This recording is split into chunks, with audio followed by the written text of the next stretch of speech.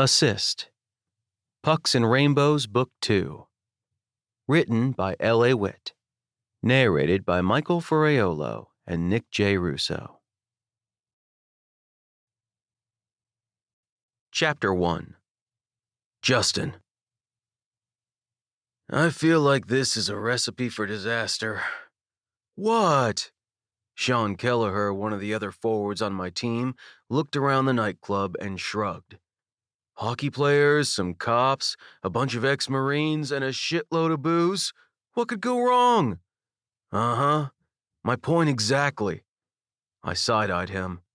Good thing none of us were driving tonight. The party was just getting started, and we'd already been pre-gaming for like 3 hours with some of the other Snowhawks. Gallagher had easily drunk twice what I had, which said a lot. This is the best part of having two dudes getting married, Bruiser, the goalie we'd been pre-gaming with, said. Join bachelor party! Double the dudes, Gallagher slurred. Double the booze, and, he shrugged. Double the dudes, am I right? I had to laugh as we crossed the crowded club to join everyone else in the VIP lounge. He did have a point. Most of the guys coming to Jeff and Asher's bachelor party were probably straight. I knew most of the Snowhawks were, but that didn't mean a gay guy couldn't enjoy the scenery. And this gay guy was definitely enjoying the scenery. After all, in addition to some hot cops and ex-Marines, I was surrounded by hockey players. What could I say? I kinda had a thing for hockey players. To be fair, that probably came from spending a good chunk of my formative years playing hockey, watching hockey, and living and breathing hockey. If my dad had steered me toward baseball, I'd probably have a baseball player fetish. Then again, I'd also been a figure skater once upon a time, and I still drooled over figure skaters too, so maybe I was just wired for the kind of body that happened when a man spent most of his waking hours on skates. I stole another look at Gallagher's ass. Especially that one. I raked my eyes up and down his body. Truth was, these days it wasn't even hockey players that did it for me. It was Gallagher. I'd had a thing for him since before I'd signed with the Snowhawks, and meeting him in person had just... Holy shit. He had a solid 10 years on me, and he was already starting to go gray. A few flecks of silver here and there, plus some lighter streaks at the edges of his otherwise near black hair. He insisted he hated it because he was aging before his time, but as far as I was concerned, it was seriously hot. I just didn't say that because I didn't want shit getting weird between us. Well, and because Coach would have our heads if we fooled around, and I'd probably find myself with a one-way express ticket to the minors.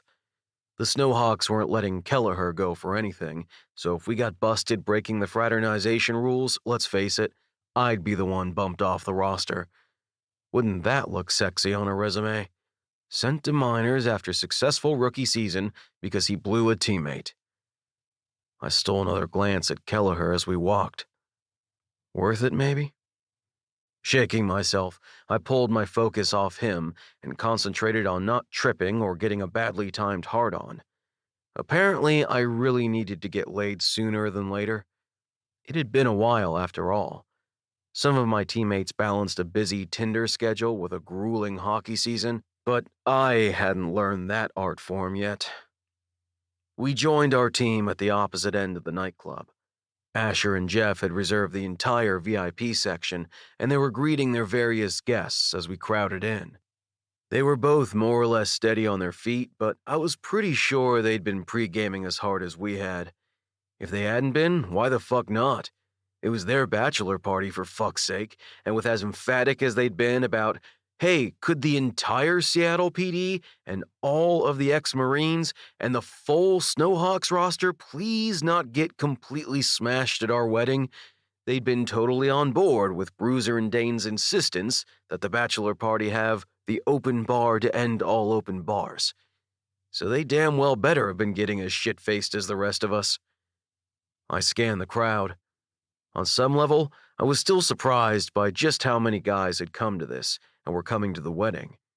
Okay, Not many people would pass up an all-expenses-paid weekend of partying in Las Vegas, but I'd known plenty who wouldn't be thrilled to do it in the name of celebrating a same-sex marriage. Yet, here they were, cops, retired Marines, and hockey players. Like a lot of them. No one seemed uncomfortable. No one seemed disgusted. They were all diving into the free booze and just seemed ready for a good time. That said, I definitely wasn't surprised at the number of Snowhawks who'd come. Ever since I joined the roster last season, the team had boasted more openly queer players than any other team in the PHL.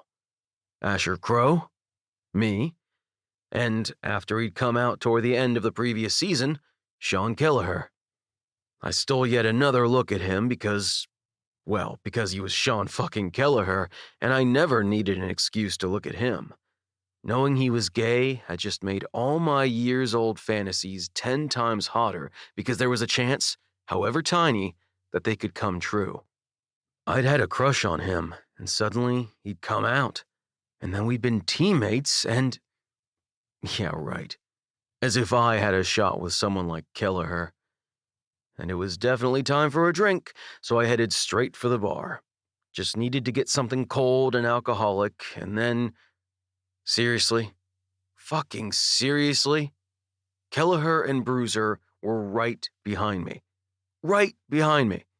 They were carrying on, laughing and slurring because they were well on their way to trashed, and goddamn it, right behind me. I closed my eyes and pulled in a deep breath through my nose. I'd pretend that was Bruiser, whose shoulder had just grazed mine. Didn't matter that it was Gallagher who'd mumbled an apology for it. That was Bruiser, damn it. Gallagher was just apologizing on his behalf. Yeah, that worked. The line moved quickly, thank God, and I had just enough presence of mind to not snatch my beer bottle right out of the bartender's hand, pound it right there at the bar, and then ask for another. Tempting, but not polite. Drunk or not, I was still Canadian. So I took my beer, thanked the bartender, and got out of the way. And I might have glanced at Gallagher. Again. And it might have been right when he leaned heavily on the bar, cocking his hip just right to make those jeans scream, "Hey look, sexy hockey player ass right here." God damn it. He'd have been a hell of a lot easier to ignore if he were straight. Or at least if the fans and media and everyone and their mother didn't remind me every 20 seconds that he was gay. Gay and single and hot, and one of the most eligible, and don't forget gay, bachelors in the league. They said some of the same shit about me, but I was still a rookie and didn't get paid nearly as much as he did, so I ranked more on the, yeah, he's got a 7-figure salary and all, but he's basically still a kid, so we'll get to him later, list. And I was pretty happy with how I looked, but I was no Sean Gallagher, and Sean Gallagher was definitely not in my league. Thank God, a distraction presented itself. Everyone started moving toward the VIP section again, and a couple of guys came out to grab the stragglers. Sweet. The party was getting started. We all crowded into the roped-off area, and both grooms stood up front, beers in hand. Bruiser joined them, as did Laura, Jeff's petite blonde partner in the Seattle PD. "So, as this asshole's best man," Bruiser began. All the Snowhawks groaned, and someone yelled out, "That's bullshit, man!" I chuckled. Apparently, Jeff had proposed at the practice arena at the end of the season before I was signed, and within minutes, the Snowhawks had taken to the ice for an impromptu shootout to determine who'd be Asher's best man. They'd been collectively grumbling for a year that Bruiser had cheated somehow, but it was good-natured. "Anyway," Bruiser said, "we're here to give these idiots one last hurrah before they tie themselves down and be all respectable and shit." Everyone laughed. Asher face-palmed, and Jeff shook his head. "They're also paying for the booze," Bruiser continued, "so drink as much as you can. But Asher did tell me that the open bar doesn't include whatever it costs if your ass gets alcohol poisoning, so..." The gathered guests called out, "Oh, come on!" and "That's fucked up, Crows." Asher shrugged unrepentantly. You're drinking on my dime and at your own risk. Sorry, guys. There was some playful booing and exasperated sighs. So let's drink, Bruiser said, and celebrate this cheap asshole getting hitched. He raised his drink, and the rest of us did too. Asher and Jeff clinked their bottles together. They hadn't even brought them up to their mouths before the team and all the other guests started chanting, "Chug, chug, chug." Jeff laughed, almost wearing his beer, which made Asher choke on his own. They exchanged grins, shrugged, and then it was bottoms up, everyone still chanting, "Chug, chug, chug," as each groom downed his entire beer in one go. Asher slammed his bottle down. A second later, so did Jeff. Everyone cheered, and someone put 2 more beers in front of each groom. They rolled their eyes and shook their heads, but they sure as shit didn't push those bottles away. "All right," Laura called out. "Everybody settle down for a second." I'll be damned if everyone didn't settle down. Kinda hard not to. She had one of those "I'm not taking shit from anyone" cop voices. "Okay, so." She turned to Jeff, smirking a little, and he gulped, eyes wide with alarm. Asher smothered a laugh, and I was pretty sure Jeff mouthed, "Oh shit," before taking a pull from one of the new beers. Laura grinned and faced us all again. "So, for those who don't know me, I'm Laura, and I spend 12-hour shifts riding around in a patrol car with this fucker." A ripple of laughter went through the group, and Asher elbowed Jeff, who looked like he was sending a "help me" skyward. Laura grinned and continued. "I'll save the sappy shit for the wedding, and I'll keep this short because I know we'd all rather be drinking than talking about these idiots." "Hey!" Jeff laughed. "What?" She shrugged innocently. "You know it's true." "She's not wrong," someone called out. Yeah, Jeff muttered. "Suck it, whoever that was." "That's Crow's job," someone else said. Both grooms actually blushed, which was all a rowdy group of drunks needed to start howling with laughter. Once they'd settled down again, Laura continued. "I know the boys have generously agreed to pay for everyone's booze tonight." She had to pause to let a roar of applause die down. "But I kinda think we should each buy Asher a drink. I mean, he's volunteering to shackle himself to Jeff for the rest of his life, and I think that means he deserves a few dozen drinks."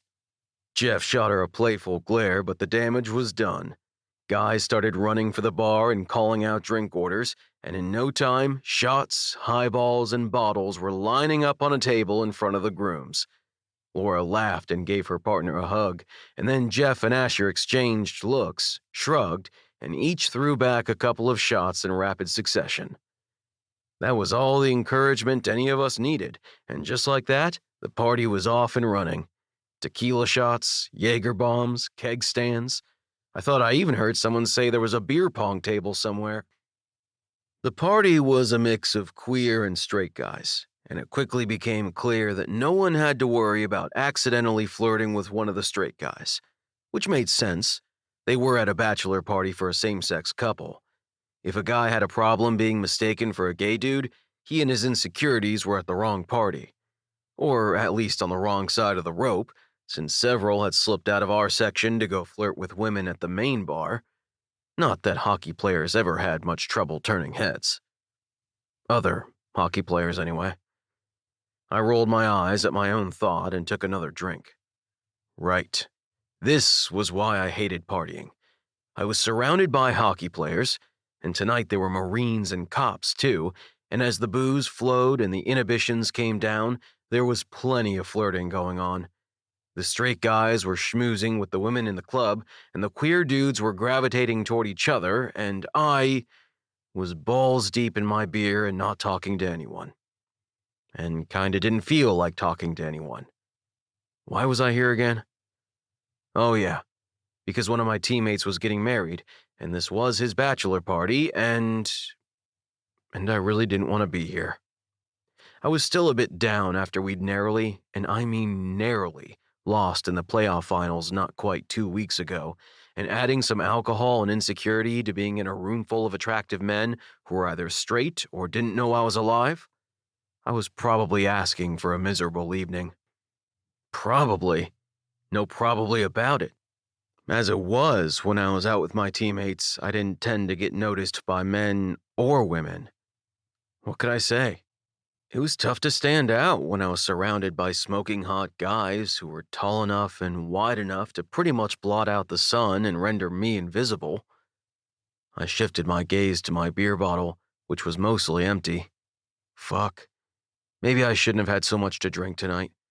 I'd been in a hell of a sexual dry spell all season long, especially once my time and energy had been consumed by the playoffs, and my brain always managed to get into the no one wants me spiral when that happened.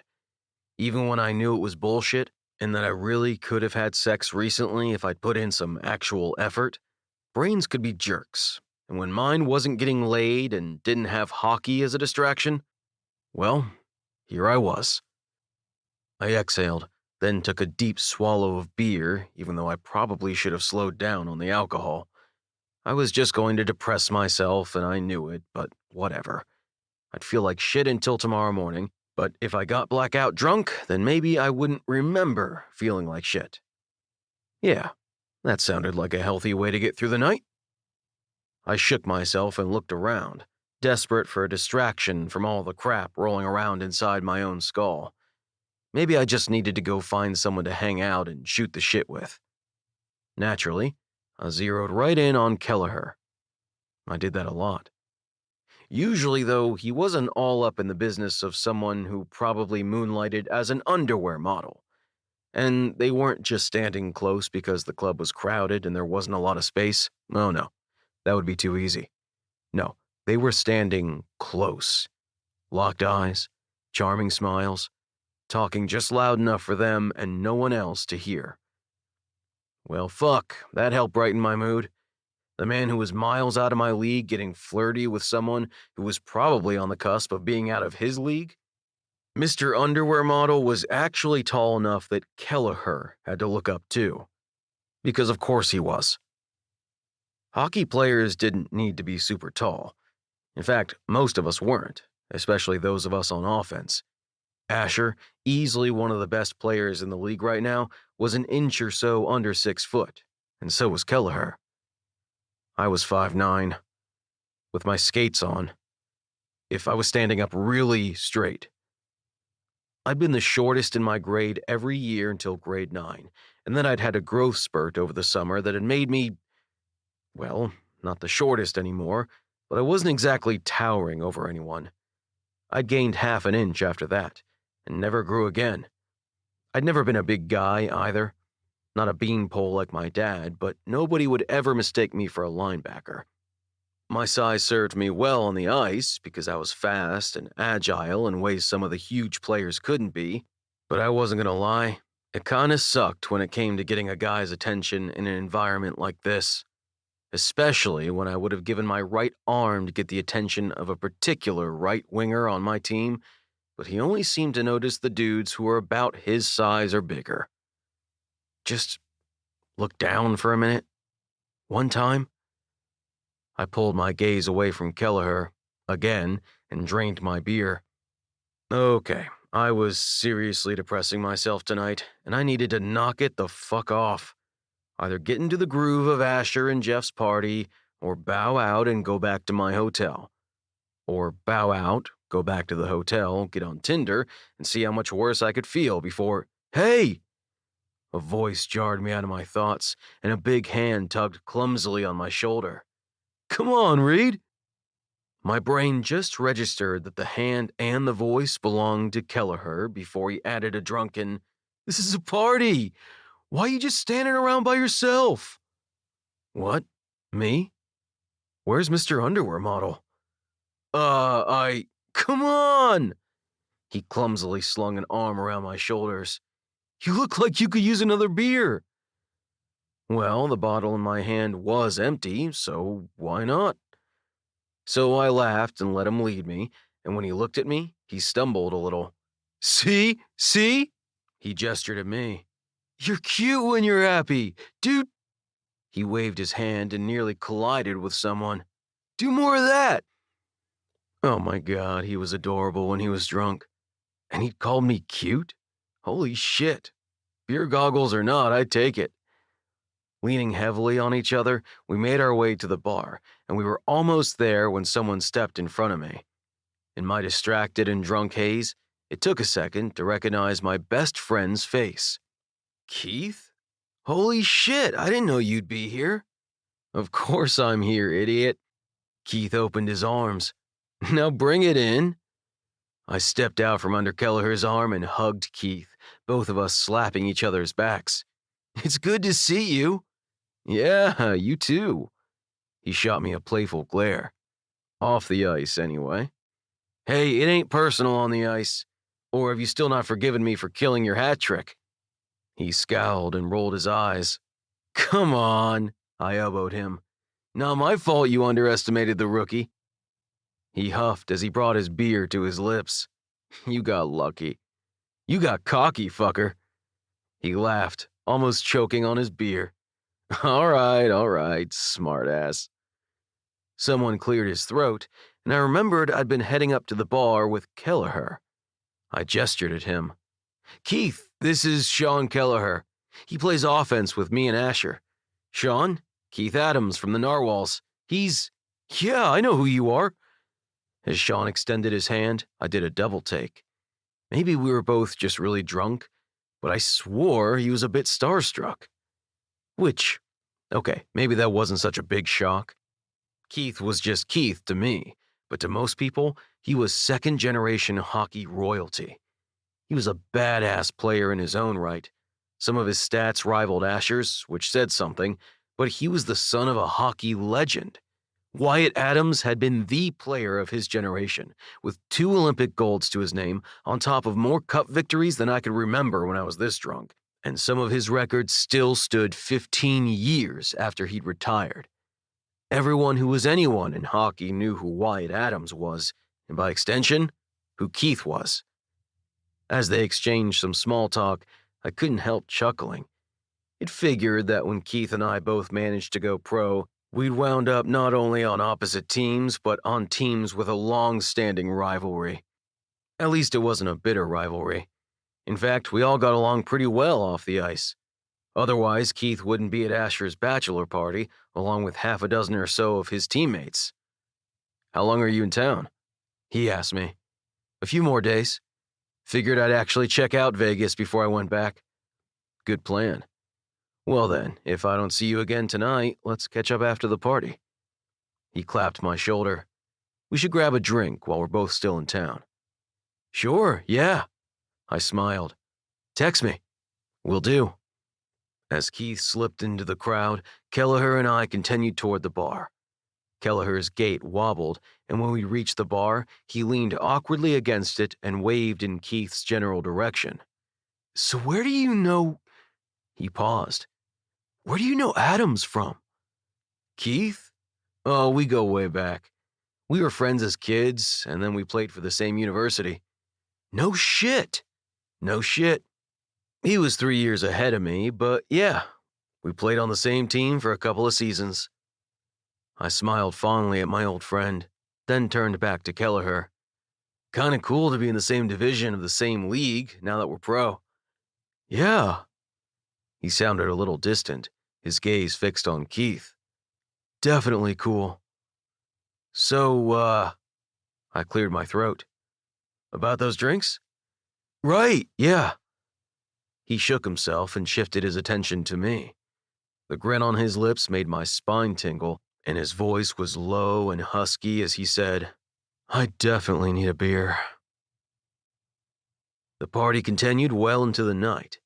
The booze continued flowing, and we all continued raising hell, and several guys left with women they'd met in the club.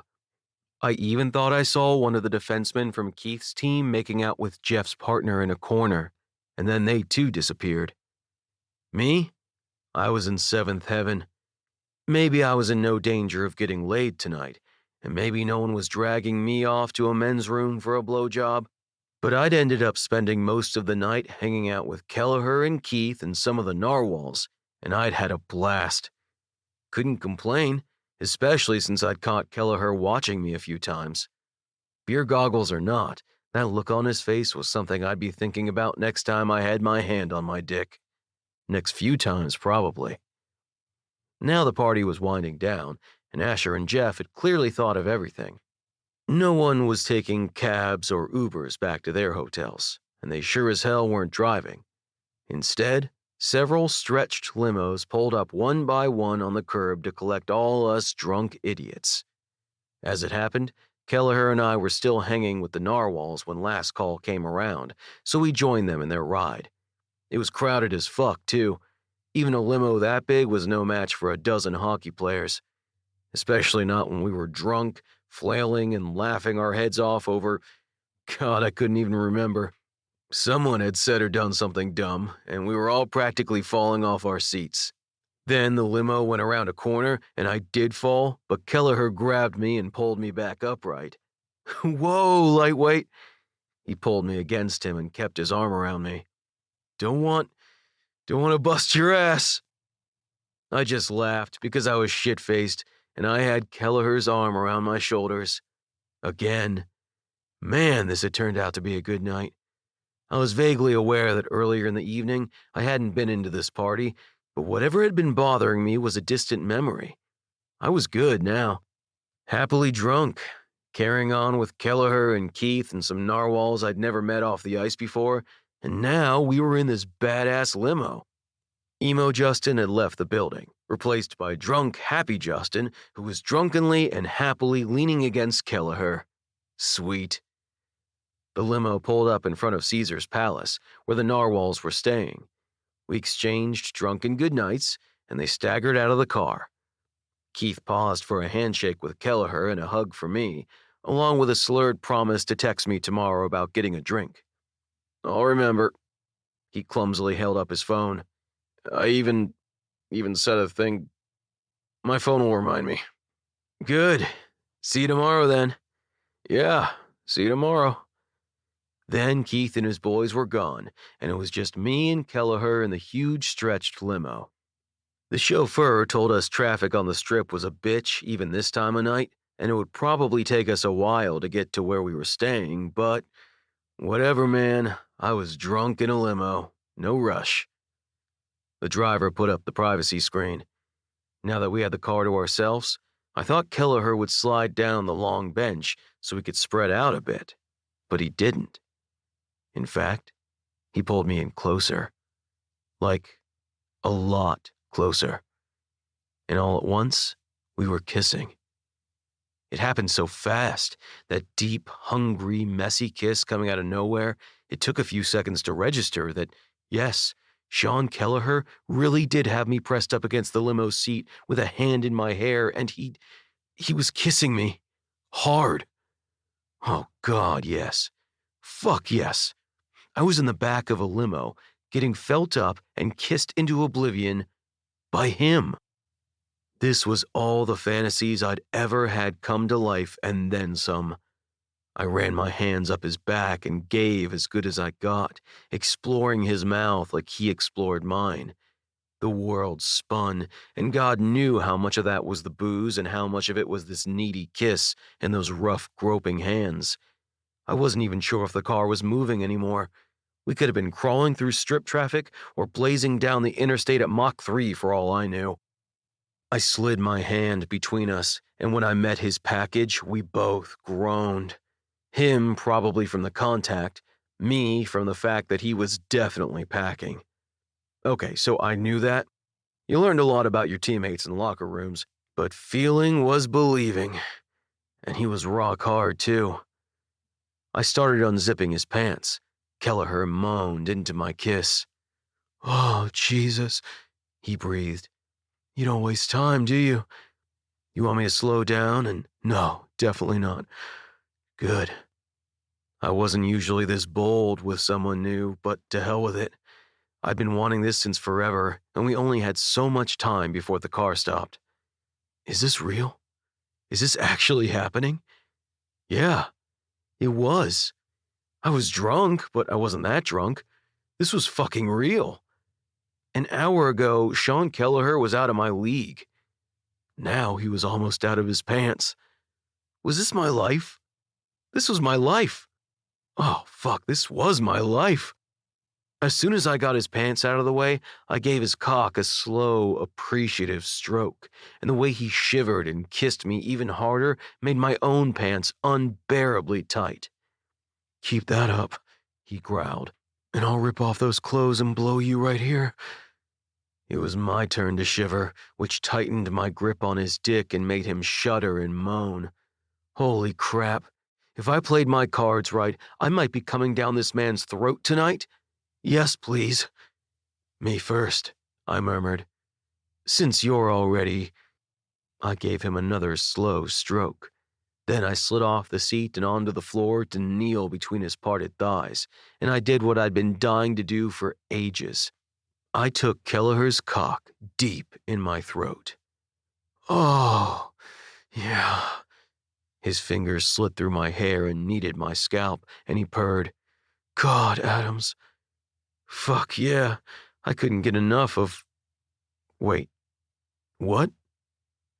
I sat back on my heels. "What did you call me?" I... He blinked, and then cringed. "Oh, fuck. I'm sorry." I wiped my mouth with the back of a shaky hand.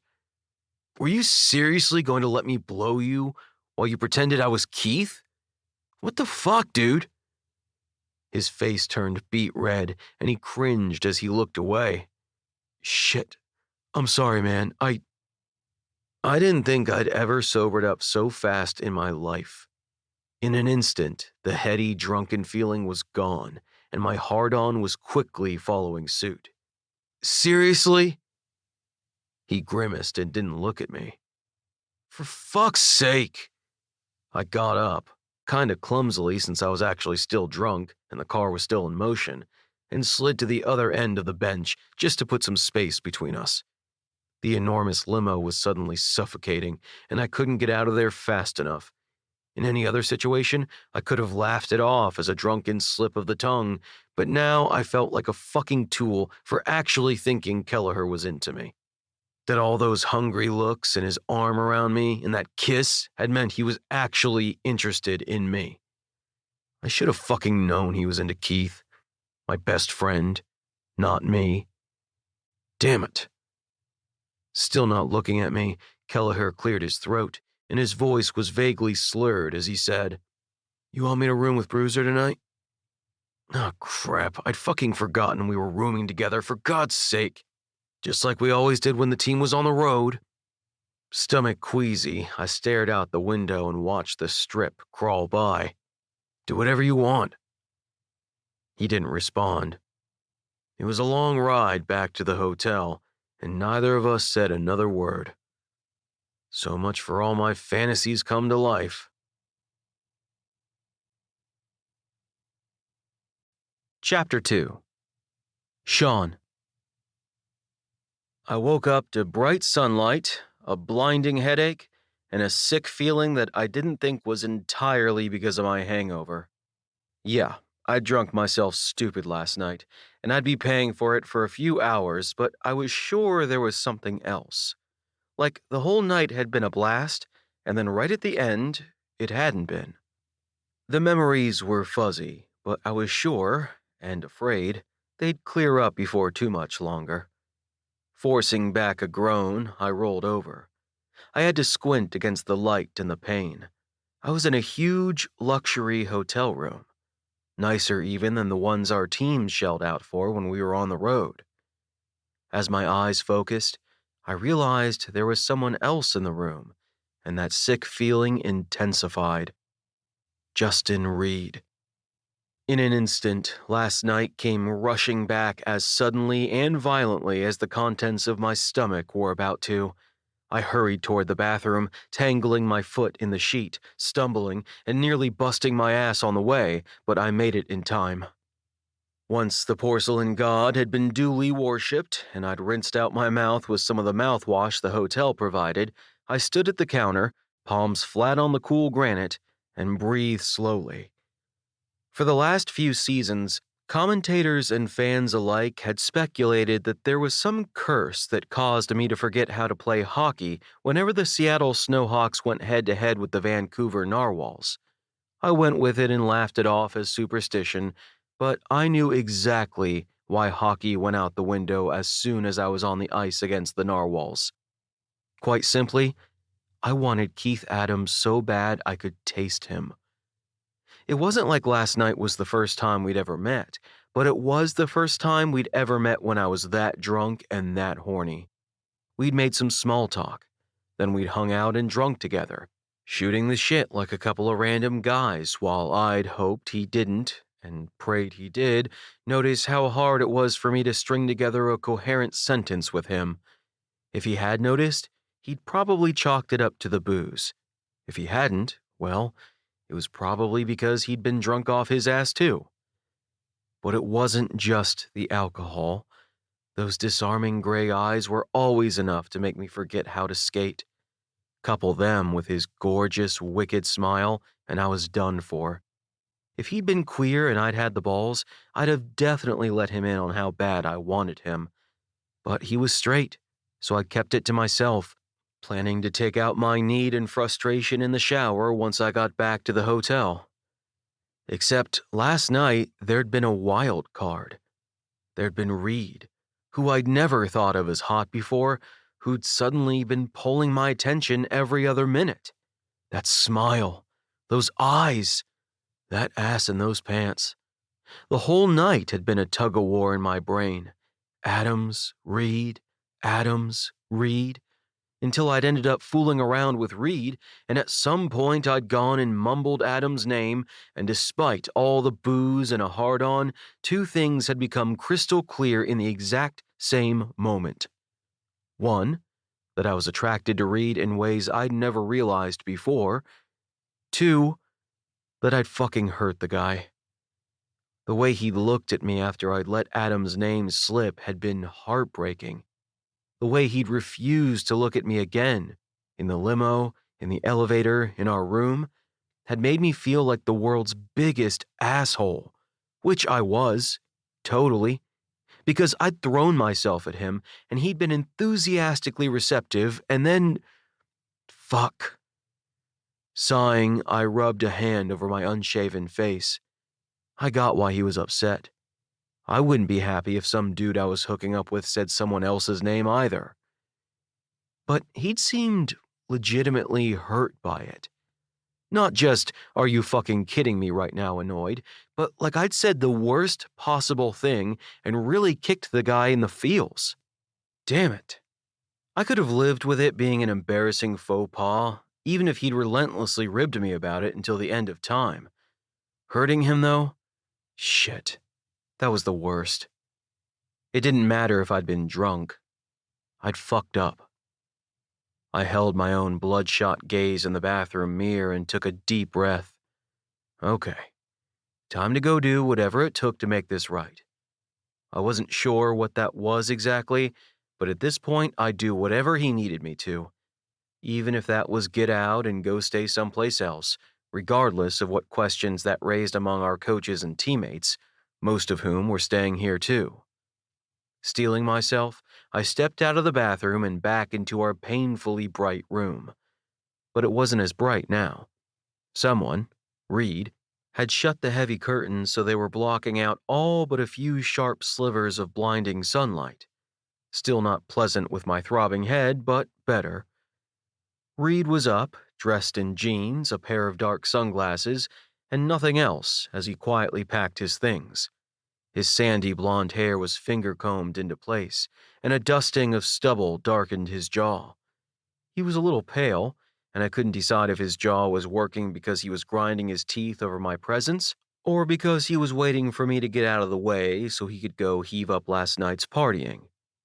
I moved away from the bathroom door in case he needed a clear path, and managed to croak, "You leaving?" "Yeah." Panic shot through me. He was almost packed, and now he was pulling on a shirt. He was leaving, like, now. "Do you have to take off this minute?" I asked. "Can we talk?" He tugged his shirt into place and started collecting his wallet and phone off the nightstand.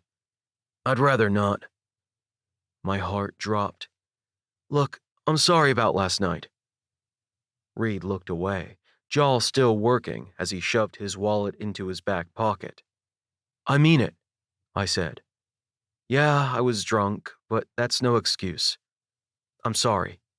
I didn't mean. I'm not even pissed off that you were using me to get laid, okay? He snapped, turning a glare on me that even his sunglasses couldn't temper. I would have been fine with that. You were horny, I was horny, we were drunk. Fine, let's fuck. He stuffed his phone into another pocket. I don't even give a shit if you're thinking about someone else the whole time. I don't want to fucking know about it, okay? Through his teeth, voice shaky, he ground out, especially not when it's my best friend, for God's sake. Oh, Christ. The hits kept right on coming. I dropped my gaze. I'm sorry. I really am. Fuck, I didn't even know what to say. If it had just been a drunk slip of the tongue, if it had been anyone but Adams, then maybe we could have laughed it off and walked away. But it had been Adams, and I had no idea what to do or say now, so I just added another pathetic, I'm sorry. Reed tore his gaze away from me and pulled his bag up onto his shoulder. I'm gonna head back to Seattle. I think I need some downtime now that the playoffs are over. You don't have to leave. We can. Yeah, I do. He didn't look at me as he headed for the door. I'll see you at the wedding. And then he was gone. Alone in the silence, I sank onto the foot of the bed. Shit. Now what? And seriously, what the fuck had happened last night? I leaned forward and rubbed my throbbing temples as I tried to make sense of the last 12 hours or so. Truth was, I'd wanted Keith Adams since I didn't even know how long. At least since he'd started showing up on College Players to Look Out For before he'd signed with the PHL a few years ago. From the start, I'd been hooked. He was hot. What could I say? Reed, though. I'd never thought about Reed as anything other than a teammate. He was funny and friendly, and I loved hanging out with him, but there'd never been anything else there. No chemistry, no flirtation, just a cool guy who also happened to be gay. Something about last night had made him a hell of a lot harder to overlook, though. Something had drawn me to him, and I couldn't blame it all on alcohol and Adams. Yeah, I'd been horny for Adams, and yeah, I'd been drunk off my ass. But looking back now, once I'd started making out with Reed, I hadn't been caught up in a fantasy of getting into Adams' pants anymore. I'd known that was Reed's mouth on mine, and that it had been his incredibly thick, hard cock 1 layer of fabric away from my palm. When he'd started blowing me, I'd known it was him. I couldn't figure out how to explain to him, or even to myself, that I had been fantasizing about Adams, but I'd also been there in the moment with Reed. It had been like a threesome that was half in my head and half in the limo. It didn't quite make sense to me, so I couldn't imagine it would ever make sense to Reed. At the end of the day, I'd been fooling around with him and thinking about his best friend, and I'd told him so. He'd taken that hard. Could I blame the guy? Now he probably thought the only reason I'd laid a hand on him was because he was the nearest warm body after I'd spent a few hours hard for Adams. Maybe he was right. Except I couldn't make myself believe he was right.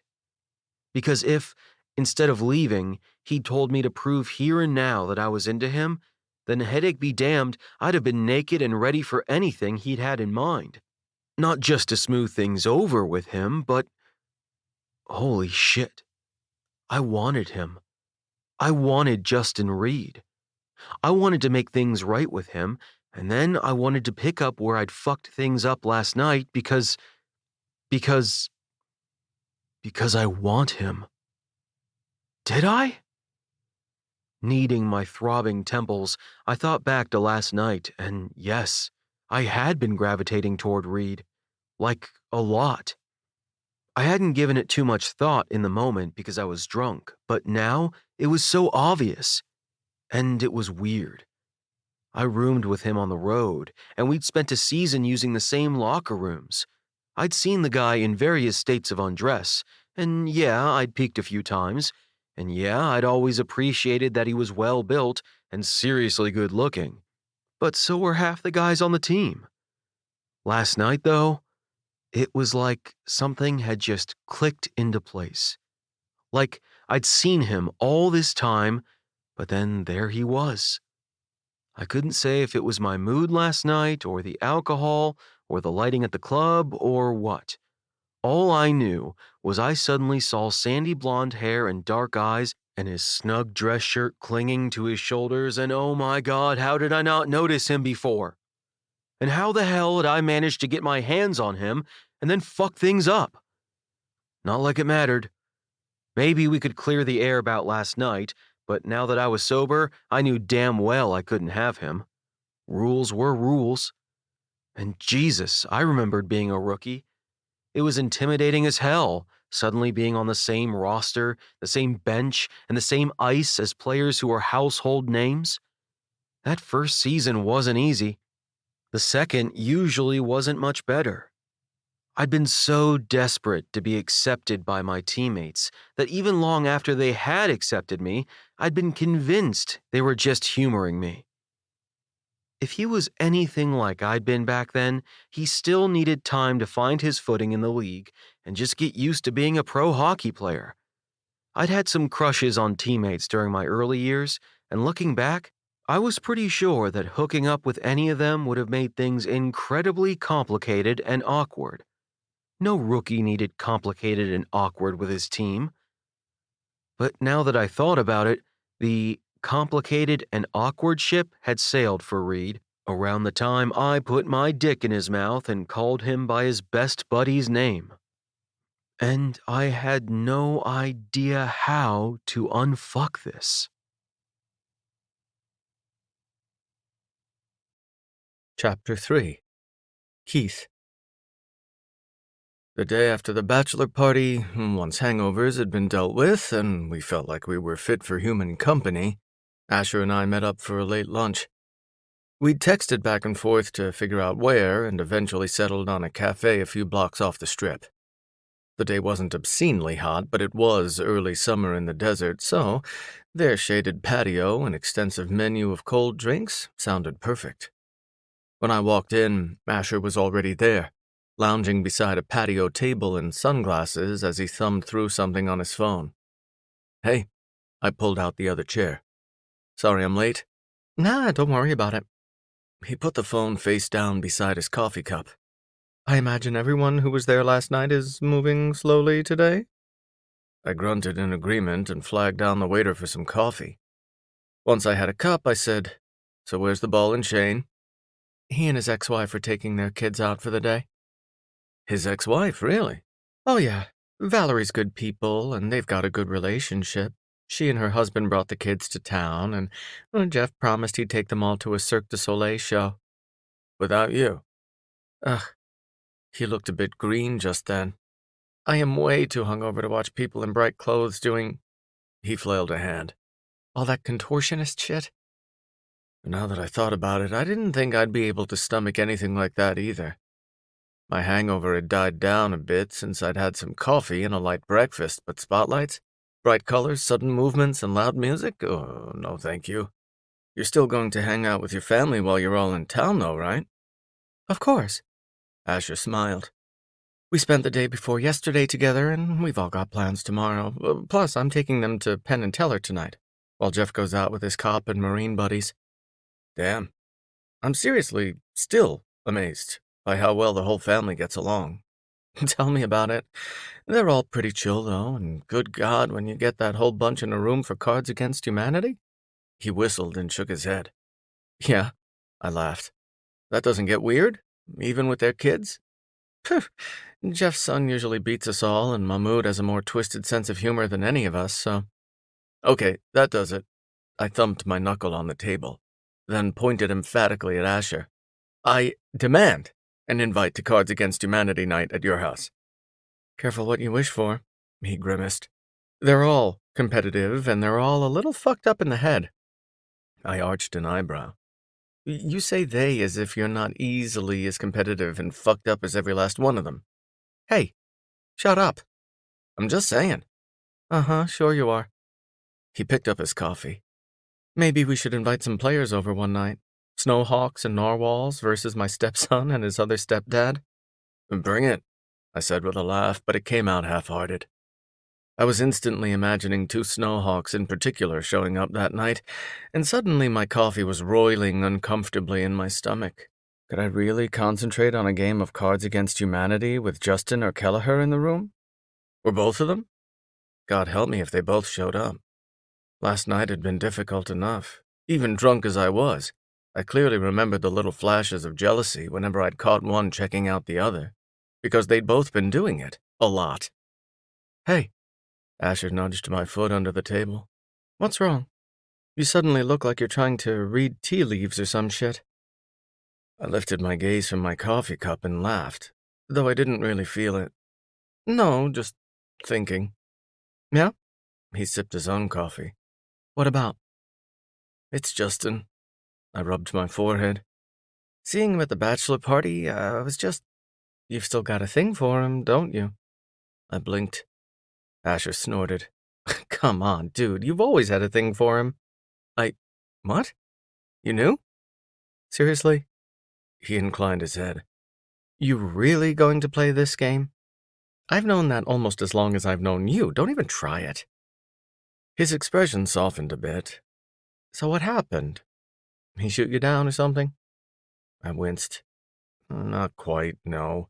I stared into my coffee again, but suddenly wasn't all that interested in actually drinking it. I'm pretty sure he hooked up with someone else last night. So? Asher shrugged. I mean, do you think he hooked up or hooked up? He tapped his ring. I couldn't say for sure, but the thought of Justin and Gallagher in it for the long haul, made me queasy.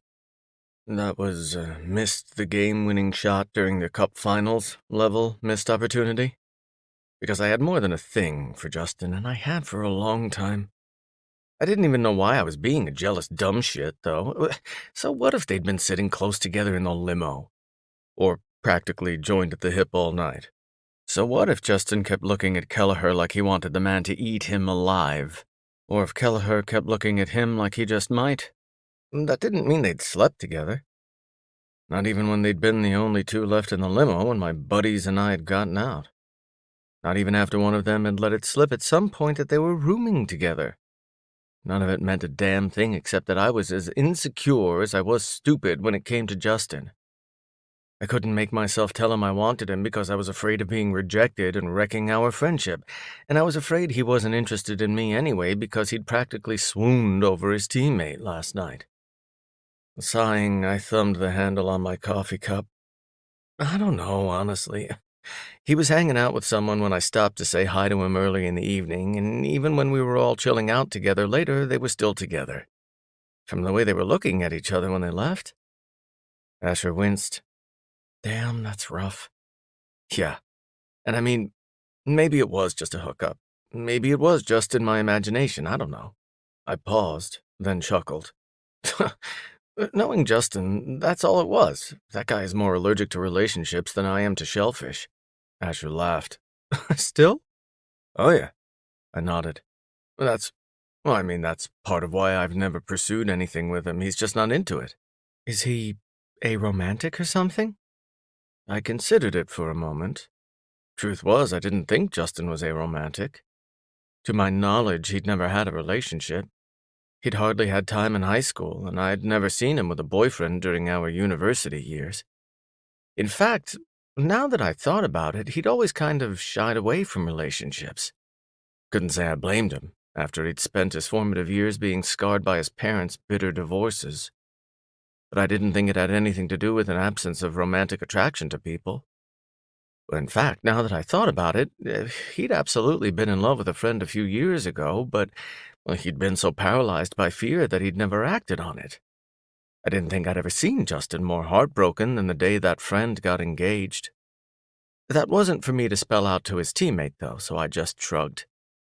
Maybe? I'm not really sure. Asher seemed to accept that. I mean, as long as he's happy, right? That's my thought, yeah. Was he, though? Sometimes I wondered. And, well, maybe it was a moot point and he was both happy and no longer a perpetual bachelor. Or maybe I'd lost my damn mind. That was always a possibility, especially after I'd been around Justin and once again failed to do anything to telegraph to him that if he so much as hinted about any interest in me, I'd be wrapped around his finger. Or that I was wrapped around his finger no matter what. Despite my brain being lost in Justin land, I steered the conversation to other topics, and Asher and I enjoyed a long, lazy lunch before he left to meet up with his fiancée and family. I hopped a cab back to my hotel, and all the way up to my room, my mind was stuck on last night. On Justin. On Kelleher. On what may have happened purely in my imagination, or in reality in the back of that limo, not to mention the hotel room they'd been sharing. Except Justin wasn't stupid. Drunk or not, I didn't think he'd be reckless enough to hook up with a teammate. Would he? After all, the Snowhawks had instituted strict no-fraternization rules the same season they'd signed Asher, the first openly gay player in the league. Most PHL teams had, mine included. Once they'd caught on that since there could now be multiple gay men on the same team, it was possible a couple of teammates might want to do a little high-sticking together. For most teams in the league, it was explicitly clear that players couldn't get involved with each other. So if Justin and Kelleher hooked up, they were going to keep it on the down low, whether it was a one-time thing or an ongoing thing. They could sneak off after a Vegas game and elope, and I'd probably never know because they'd have to keep it a closely guarded secret. Justin might not even tell me. And he'd probably at least wait until we were face-to-face rather than risk a hacked text or email leaking to the public. Which meant my best friend, the man I'd secretly been in love with for years, could be head over heels for someone else right under my nose. And I wouldn't even know it. Not until he told me. And wouldn't that be a kick in the balls? After consoling him when the guy he'd let slip through his fingers had fallen for someone else? After telling him falling in love was terrifying but worth the risk? It would be perfectly poetic for me to be the one realizing I'd waited too long to tell him how I'd felt for years. And the shitty thing was I was into Kelleher too. Who wouldn't be? The guy was built and he had an ass and thighs I could absolutely see myself leaving scratches and teeth marks on before a night was over. He'd shown up at a game once with what looked like a bite on his neck just barely peeking out from under his pads, and I'd literally skated into the boards. So now the man I was in love with might very well have spent the night with the man I would sell my soul to fuck. No amount of jerking off was going to relieve that degree of frustration. My phone suddenly chimed, startling the shit out of me.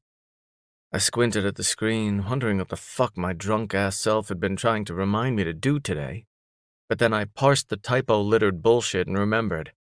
I'd promised Justin we'd get a drink while he was in Vegas.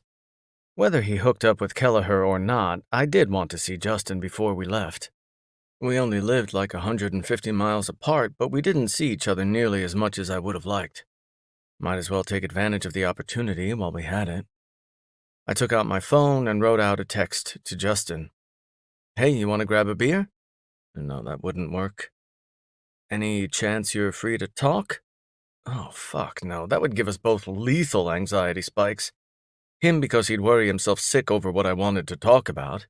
Me because I'd panic over whether I could actually get the words out. How did it go with your teammate? Winky face. I deleted that one so fast I was surprised my finger didn't go through my screen.